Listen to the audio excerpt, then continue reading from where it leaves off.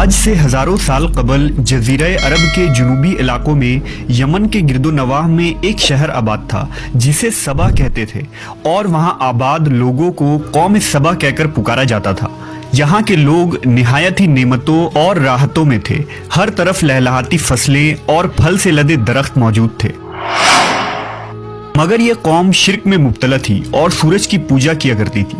جب وہاں کے بادشاہ شراجیل بن مالک کی موت ہوئی تو اس کی بیٹی بلقیس نے حکومت کی باغ دوڑ سنبھالی۔ بعض مورخین نے لکھا ہے کہ بلقیس کے والدین میں سے ایک جنات میں سے تھے، مگر اس نظریے کی کوئی واضح دلائل نہیں ملتی۔ ملکہ بلقیس ایک قابل عورت تھی جس نے یمن پر 9 سال نہایت ہی خوبصورتی سے حکومت کی۔ دنیا کے بیشتر علاقوں میں جو تجارت ہوتی تھی وہ سبائیوں کے ہاتھ میں تھی، یہی وجہ تھی کہ یہ قوم نہایت ہی دولت مند تھی۔ مگر یہ وہ زمانہ تھا جب مشرق سے مغرب تک ایک عظیم موحد بادشاہ کی طاقتور حکومت اور جاہ و جلال کا ڈنکا بجتا تھا، جسے تاریخ میں سلیمان ابن داؤد کے نام سے جانا جاتا ہے۔ حضرت سلیمان علیہ السلام کی حکومت دنیا کے بیشتر ممالک میں تھی، جس کا دارالخلافہ یروشلم شہر تھا۔ آپ کو ہوا، جنات، چرند و پرند اور جانوروں پر حکمرانی عطا کی گئی تھی۔ ایک دن کا واقعہ ہے کہ حضرت سلیمان علیہ السلام نے دربار لگایا تو جن و انس، جانور اور پرندے سب کے سب حاضر ہوئے، مگر ان کا چہیتا پرندہ ہدہد غائب تھا۔ آپ نے پوچھا ہدہد کہاں ہے؟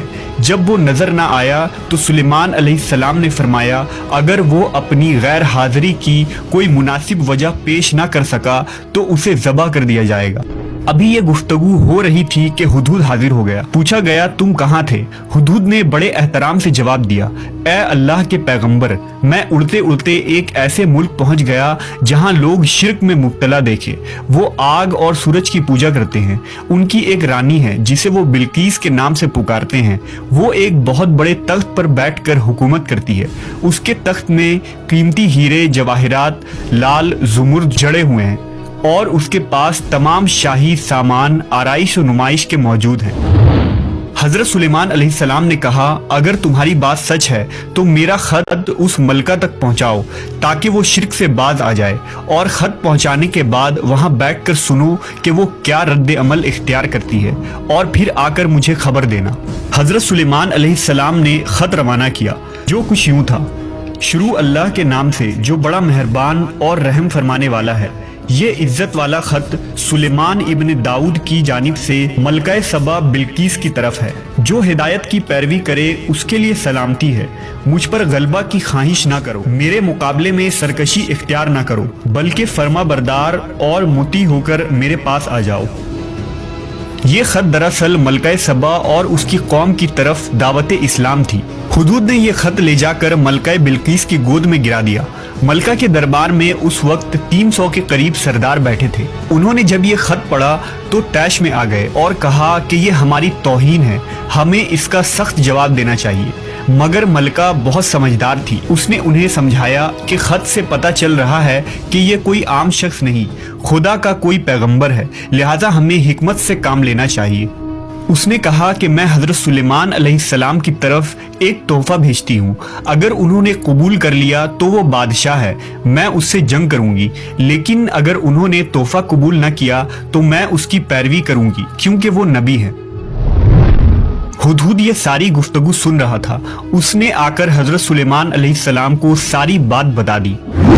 حضرت سلیمان علیہ السلام نے جنات کو حکم دیا کہ شہر میں داخل ہونے والے راستے پر سونے چاندی کی اینٹوں کا فرش بچھا دیا جائے۔ راستے کے دونوں جانب سونے کی عجیب الخلقت جانور کھڑے کر دیے جائیں۔ وزراء اور عمال سلطنت کی تمام کرسیوں کو سونے کا کر دیا جائے۔ دربار کو ہیرے جواہرات سے مزین کیا جائے۔ ادھر بلقیس نے حضرت سلیمان علیہ السلام کے لیے تحائف روانہ کیے، جن میں سونے کی اینٹیں، جواہرات، غلام، کنیزیں اور ملکہ کا ایک خط بھی تھا۔ जब ये तमाम तहाइफ लेकर कासिद हजरत सुलेमान अलैहिस्सलाम के दरबार में पहुंचे और उन्होंने ये सब देखा तो शर्मिंदा हुए। हजरत सुलेमान अलैहिस्सलाम ने मलका के कासिदों से कहा, क्या तुम लोग माल से मेरी मदद करना चाहते हो? मगर देख लो, जो कुछ अल्लाह ने मुझे दे रखा है वो उससे भी ज्यादा है जो तुम्हें दिया है, लिहाजा तुम्हारा तोहफा तुम्हें मुबारक हो। अब तुम अपने तहाइफ के साथ वापस जाओ और अपनी मलका से कहना कि हमारा इंतजार करे, हम एक जबरदस्त लश्कर लेकर आएंगे। जब ये खबर मलका बिल्कीस को पहुंची तो वो समझ गई कि वाकई ये अल्लाह के नबी है, लिहाजा उसने जंग के बजाय हजरत सुलेमान अलैहिस्सलाम के दरबार में हाजिर होकर अपनी इताअत का यकीन दिलाने का फैसला किया। जब हजरत सुलेमान अलैहिस्सलाम तक ये पैगाम पहुंचा तो आपने अपने दरबारियों से कहा, तुम में से कौन है जो उनके मुती होकर आने से पहले मलका का तख्त मेरे पास उठा लाए?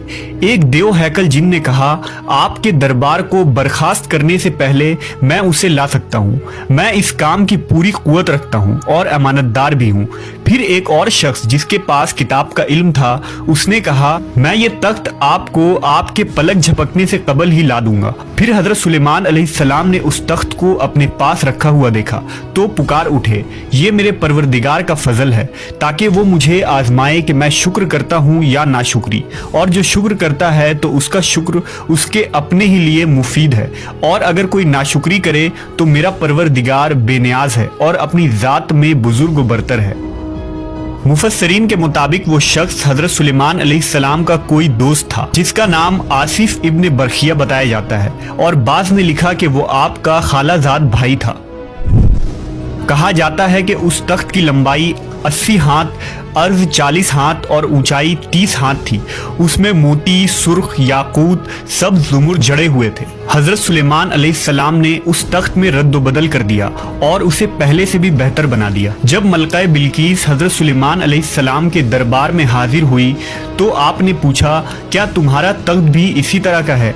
उसने कहा, ये तो गोया हू बहू वही है और हमें तो पहले ही मालूम हो गया था और हम फर्मा बरदार हो चुके हैं।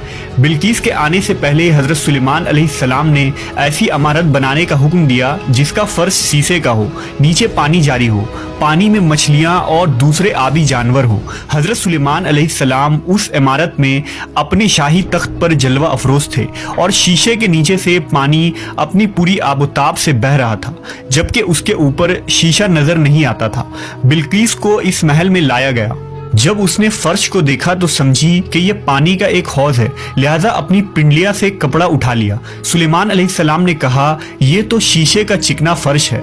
तब वो शर्मिंदा हुई और बोल उठी, ऐ मेरे परवरदिगार, मैं सूरज की पूजा करके अपने आप पर जुल्म करती रही हूँ और अब मैंने सुलेमान के साथ अल्लाह रब्बुल आलमीन की इताअत कबूल कर ली। लिहाजा बिल्कीस पर यह जाहिर हो गया कि जिस तरह वो शीशे के सहन को पानी का लहरें मारने वाला गहरा हौज समझ बैठी, उसी तरह उसने और उसकी कौम ने सूरज की चमक और दमक देखकर उसे माबूद और खुदा समझ बैठे। उसे अपनी फाश गलती पर निहायत ही शर्मिंदगी हुई। बाज़ मवर्रखीन ने लिखा कि इस वाक़े के बाद मलका सबा मुसलमान हो गई और हज़रत सुलेमान अलैहिस्सलाम के निकाह में आ गई, जबकि बाज़ ने लिखा कि आपने बिल्कीस को यमन वापस भेज दिया और उसके लिए वहाँ 3 बड़े महल तामीर करवाए। जाने से पहले इस वीडियो को लाइक, शेयर और कमेंट करना मत भूलिए, और अगर आप हमारे चैनल पर नए हैं तो इसे सब्सक्राइब कीजिए और बेल आइकन पर क्लिक कीजिए ताकि आपको तमाम वीडियोस फौरन मिलती रहें। अगली वीडियो तक के लिए अपना ख्याल रखिए। अल्लाह हाफिज।